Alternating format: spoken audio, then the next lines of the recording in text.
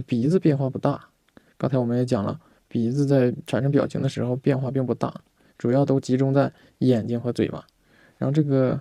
嘴角向下，因为它不是微笑的，所以说嘴角呢肯定要向下才能够体现出这种嫌弃的这种表情。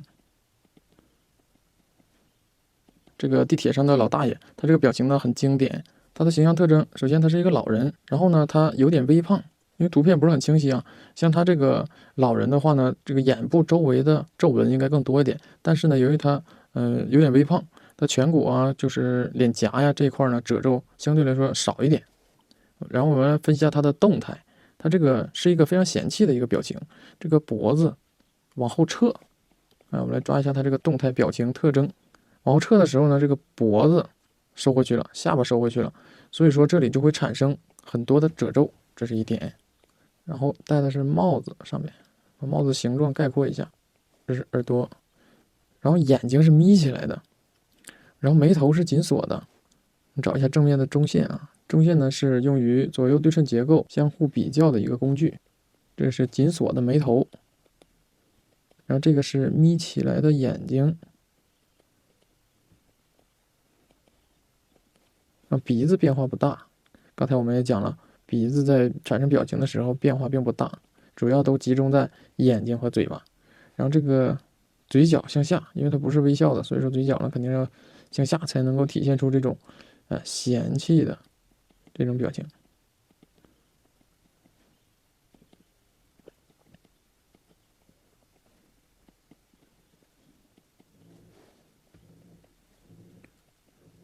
由于它有点胖，所以说这个地方呢比较圆比较鼓，被脂肪填充起来了。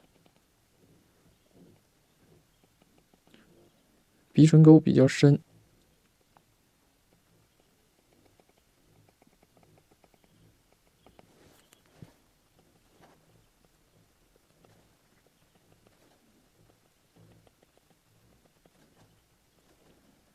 按照这个里的这个运动规律，我们把褶给它丰富一下，眼睛的位置下调一点，然后是外眼角的鱼尾纹，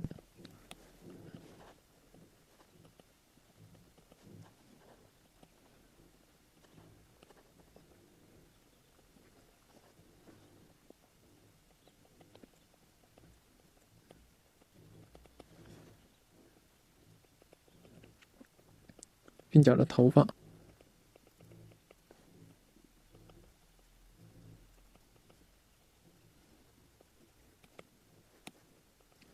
耳朵呢先大概带一下，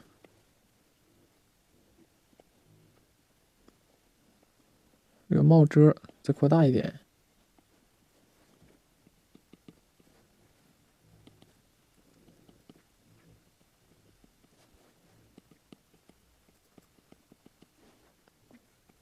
然后把之前找的这个中线擦一擦。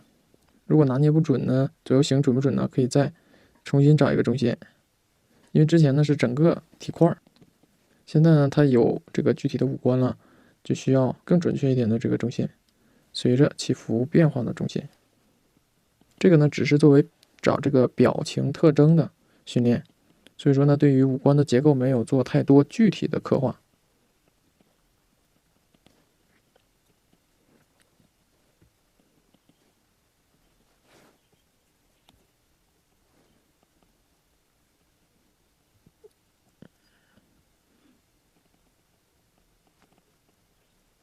领口呢稍微的带一下。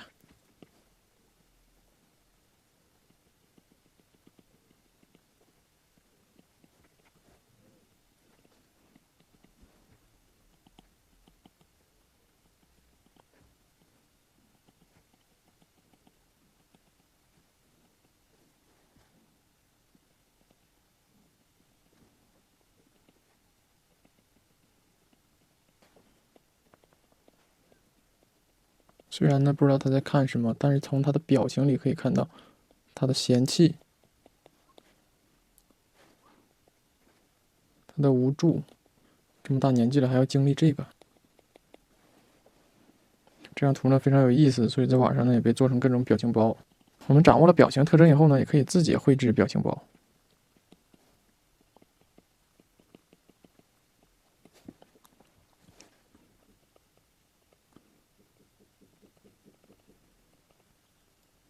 那么这个呢就示范到这儿。在绘制面部表情的时候，首先一个要注意的就是这个模特的形象特征，就他是男是女，是老是幼，他的皮肤是紧绷还是松弛，他是胖还是瘦。然后呢，就是他在做什么表情，形成他这个表情有哪些肌肉在运动，然后他的肌肉运动会导致他产生什么样的褶皱。他的皮肤如果是松弛，那么他产生的褶皱可能就会更多。如果说这个人更消瘦，他的皮肤褶皱也可能会更多。好了，那么这节课呢就到这里，我们下节课再见。